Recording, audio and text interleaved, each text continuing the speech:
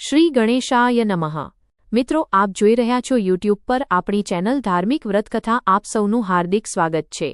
આજના વિડીયોમાં આપણે સાંભળશું શ્રાવણ માસના મંગળવારે લેવામાં આવતું મંગળા ગૌરી વ્રત, જે અખંડ સૌભાગ્ય અને પતિ માટેના સુખ આયુષ્ય આપનાર માનવામાં આવે છે। આ વ્રત ખાસ કરીને કન્યાઓ માટે મહત્વપૂર્ણ છે। જે કન્યાઓના લગ્ન ટાળાટેલ થઈ ગયા હોય તેઓ આ વ્રત કરે છે અને પછી લગ્ન થયા બાદ તેનો ઉજવણી પતિના ઘેર એટલે કે સાસરે જ કરવામાં આવે છે।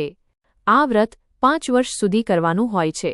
દરેક મંગળવારે વહેલા ઉઠીને સ્નાન કરીને શુદ્ધ વસ્ત્રો ધારણ કરવા, માતા પાર્વતીની પૂજા કરવી અને પછી મંગળા ગૌરી વ્રતકથા સાંભળવી અથવા કહેવી। આ દિવસે ઉપવાસ રાખવો અથવા માત્ર એક ટાઈમ જમવાનું હોય છે। આ વ્રત પતિના સુખ, આયુષ્ય અને સંપત્તિ માટે કરવામાં આવે છે। આજે આપણે આ મંગળા ગૌરી વ્રતની કથા સાંભળવા જઈ રહ્યા છીએ। જો આપને આ વિડિયો ગમે તો લાઇક કરો, શેર કરો અને જો તમે અમારું ચેનલ પહેલી વખત જોઈ રહ્યા હો તો સબસ્ક્રાઇબ કરજો, જેથી અમારા દરેક નવા ધાર્મિક વિડિયો તમને તરત મળી રહે। ધન્યવાદ। બોલો મંગળા ગૌરી માતાજીની જય। હવે કથાના પ્રથમ ભાગમાં। એક ગામમાં રામપાલ નામના બ્રાહ્મણ અને રાજ્યલક્ષ્મી નામની બ્રાહ્મણી રહેતા હતા। તેઓ ઘણા ધાર્મિક, દયાળુ અને સંસ્કારી હતા। તેમના ઘરમાં સૌ બધું હતું, સુખ, શાંતિ, પૈસા, માઇનસ, પણ સંતાન ન હોવાથી બંને ખૂબ ઉદાસ રહેતા। એક દિવસ તેમના ઘેર એક સાધુ મહાત્મા આવ્યા। પતિ પત્નીએ તેમનું સન્માનપૂર્વક સ્વાગત કર્યું। સાધુએ બંનેના ચહેરા પરથી ઉદાસી ઓળખી લીધી અને પૂછ્યું, હે બ્રાહ્મણ, તમે બંને ખૂબ દુઃખી લાગે છો, શું વાત છે? ત્યારે રામપાલ કહે છે, હે મહાત્માજી, ભગવાનની કૃપાથી ઘરમાં બધું છે, પણ એકમાત્ર સંતાનની ખોટ છે। સંતાન વગર બધું સુખ અધૂરું લાગે છે, એ જ ચિંતા અમને ખાય છે। કૃપા કરીને તેનો કોઈ ઉપાય બતાવો। ત્યારે સાધુ મહાત્મા બોલ્યા, તમે શ્રાવણ માસના મંગળવારે મંગળા ગૌરીનું વ્રત કરો। સૌભાગ્યવશ એ દિવસે શ્રાવણ મંગળવાર જ હતો। રામપાલ અને રાજ્યલક્ષ્મીએ શંકર પાર્વતીના મંદિર જઈને માતા મંગળા ગૌરીનું તપ શરૂ કર્યું। તેમની ભક્તિથી પ્રસન્ન થઈને માતાજી દર્શન આપી બોલ્યા, હે બ્રાહ્મણ, હું તારા ઉપર પ્રસન્ન છું, જે ઈચ્છા હોય તે માગ। રામપાલ વિનંતી કરે છે, હે માતાજી, મારી પાસે બધું છે, માત્ર સંતાન નથી, કૃપા કરીને મને સંતાન આપો। માતાજી કહે છે, તારા ભાગ્યમાં સંતાન નથી। ત્યારે રામપાલ વિનંતી કરે છે, માતાજી, જો તમે મારી પર પ્રસન્ન છો તો ભલે કેવી રીતે પણ મને એક સંતાન આપો। માતાજી બોલ્યા, સારું, અહીં મંદિરના ઓટલા પાસે એક આંબો છે, એની એક કેરી તોડી લેજે। જો તારે ન પહોંચી શકે તો ગણપતિજીની મૂર્તિની ડૂટીમાં પગ મૂકી તોડી લેજે। માતાજી એવું કહીને અદૃશ્ય થઈ ગયા। રામપાલે ગણપતિજીની મૂર્તિની ડૂટીમાં પગ મૂકી એક કેરી તોડી લીધી, પણ તેને લોભ આવ્યો અને તેણે બીજી 2 કેરી પણ તોડી। આથી ગણપતિજી ગુસ્સે થયા અને રામપાલને શ્રાપ આપ્યો, હે રામપાલ, માતાજીએ એક જ કેરી તોડવાનું કહ્યું હતું, તું લોભવશથી વધુ તોડી તો તને સંતાન મળશે, પણ તે સંતાન 16મો વર્ષ પાંજરે અવસાન પામશે। આ શ્રાપ મળતા રામપાલ ખૂબ પસ્તાયા। તેણે જોઈ ઉઠ્યું કે તેના હાથમાંથી 2 કેરી અદૃશ્ય થઈ ગઈ હતી અને ફક્ત એક જ કેરી રહી ગઈ હતી। તે પછી રામપાલ એ કેરી લઈને ઘેર આવ્યો। અવિલંબ બ્રાહ્મણે પોતે લીધેલી કેરી પોતાની પત્ની રાજ્યલક્ષ્મીને ખવડાવી। થોડા જ સમયમાં તેની પત્ની ગર્ભવતી બની। સમય પડતા તેણે એક સુંદર પુત્રને જન્મ આપ્યો। બાળકને જોઈને બ્રાહ્મણ અને બ્રાહ્મણી ખૂબ ખુશ થયા, પણ બ્રાહ્મણને ગણપતિજી આપેલો શ્રાપ યાદ આવ્યો, જેના કારણે તેને હળવો ગભરાટ અનુભવાયો। તેમ છતાં તેણે આ વાત પોતાની પત્નીને નહીં કહી।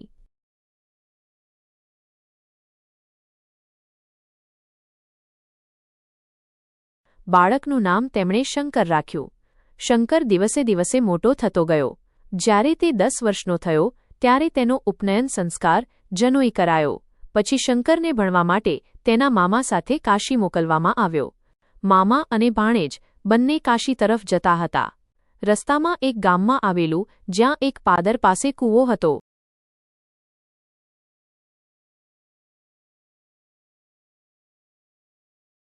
બંને તરસ્યા હોવાથી પાણી પીવા માટે કૂવા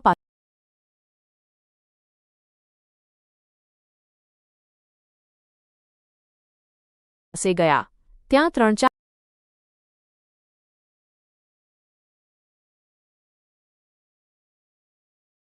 અને વચમાં ઝઘડી પણ રહી હતી. એમમાંથી એક છોકરીએ રંભા નામની છોકરીને કહેલું, લગ્ન પછી તારે તો રંડાપો આવવાનો છે. એ સાંભળી રંભાએ જવાબ આપ્યો, તમે ભલે એમ કહો, પણ મને ક્યારે રંડાપો નહીં આવે, કેમ કે મારી મા મંગળા ગૌરીનું વ્રત કરે છે. અમારા કુળમાં કોઈ સ્ત્રી વિધવા થતી નથી. મામા અને ભાણેજ આ વાત સાંભળી રહ્યા હતા. શંકરના મામાને ગણપતિજીએ આપેલા શ્રાપની ખબર હતી, એટલે તેમણે વિચાર્યું કે જો શંકરના લગ્ન રંભા સાથે થઈ જાય તો તેણે શ્રાપ પ્રમાણે મૃત્યુ ના આવે. આ વિચાર કરીને શંકરના મામા રંભા પાસે ગયા અને કહ્યું, બેટી, અમને તારા પિતાજી પાસે એક કામ છે, તું કૃપા કરીને અમને ઘેર લઈ જા. રંભાએ બંનેને પોતાના ઘેર લઈ ગઈ. રંભાના પિતાએ તેમને અજાણ્યા હોવા છતાં આદરપૂર્વક આવકાર આપ્યો અને ત્યાં આવવાનો હેતુ પૂછ્યો. ત્યારે શંકરના મામાએ કહ્યું, વડીલ, અમને તમારી દીકરી રંભા ખૂબ જ ગમી છે. અમે ઈચ્છીએ છીએ કે મારા ભાણેજ શંકરના લગ્ન રંભા સાથે કરો. શંકરને પણ તમારી દીકરી પસંદ છે. રંભાના પિતાએ તેઓ કયા કુટુંબમાંથી આવ્યા છે તેની પૂછપરછ કરી. બધું જાણીને અને સંતોષ થઈ જતા તેમણે આ લગ્ન માટે સંમતિ આપી. શંકર અને રંભાના લગ્ન સંપન્ન થયા. પછી શંકરના મામાએ રંભાની બાને પૂછ્યું, બા, તમે મંગળા ગૌરીનું વ્રત કરો છો એવું સાંભળ્યું છે, કૃપા કરીને એ વ્રતની વિધિ અમને કહો. રંભાની બા બોલ્યા, આ વ્રત શ્રાવણ માસના દરેક મંગળવારે કરવામાં આવે છે. વહેલી સવારે સ્નાન કરીને પાટલા ઉપર માતા પાર્વતી એટલે કે મંગળા ગૌરીની મૂર્તિ અથવા તસવીરની સ્થાપના કરવી. ઘઉંના લોટમાંથી એક કોળિયું બનાવી તેમાં સૂતના તાણથી દિવેટ મૂકવી. પછી ઘીથી તે દીવો પ્રગટાવવો. પછી બિલ્વપત્ર, ધતુરાના પાન, અઘેડા અને ધરોના પાન વગેરે લઈ માતાજીની પૂજા કરવી. પૂજા પછી ઉપવાસ કરવો અથવા એક ટાઈમ ભોજન લેવું. રાત્રે જાગરણ કરવું અને બુધવારની વહેલી સવારે વિસર્જન કરવું. આ વ્રત સતત 5 વર્ષ કરવાનું હોય છે અને ત્યારબાદ તેનું ઉજવણું કરવું.